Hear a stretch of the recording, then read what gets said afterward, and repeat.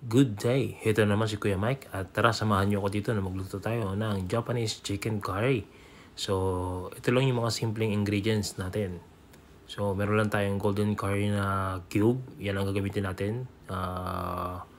Medium hot. Yeah. Okay, doon sa ating kaserola, maglagay lang tayo ng mantika, painitin natin. At pagkatapos yan, tayo magigisa ng sibuyas. Ang hiwa ng sibuyas, pwedeng makapal, pwedeng manipis, depende po sa inyo. Tapos, ilagay na natin yung bawang, yung garlic. So, igisa lang natin siya.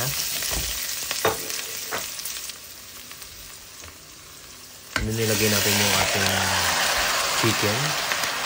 Thigh part pala ang ginamit ko dito. Ayan. So, igisa lang natin siya.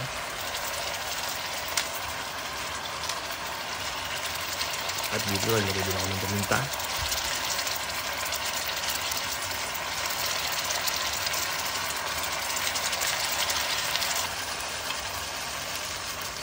Tapos tutubigan ko lang yan.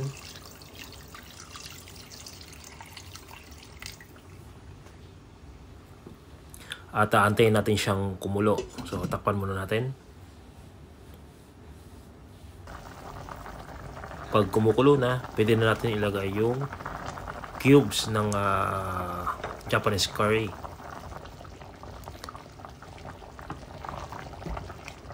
So, lutuin lang natin, halu-haluin natin para yung cubes ay matunaw at nang hindi dumikit din sa ilalim.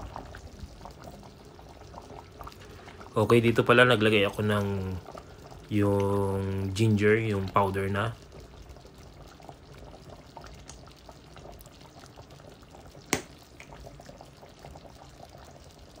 So, halu-haluin lang natin. Tapos, ilagay natin yung potato natin, yung patatas. Okay? At yung carrots.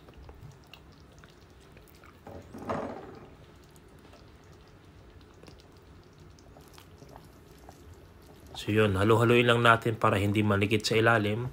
At kita nyo naman at lumalapot na yung ating sauce kasi natutunaw na yung cubes na nilagay natin. Yan. So, pag malambot na yung patatas at saka yung carrots, okay na siya. Luto na. So, ganyan lang kasimple, guys. Okay? Tamang-tama ito sa mainit na kanin. Yan.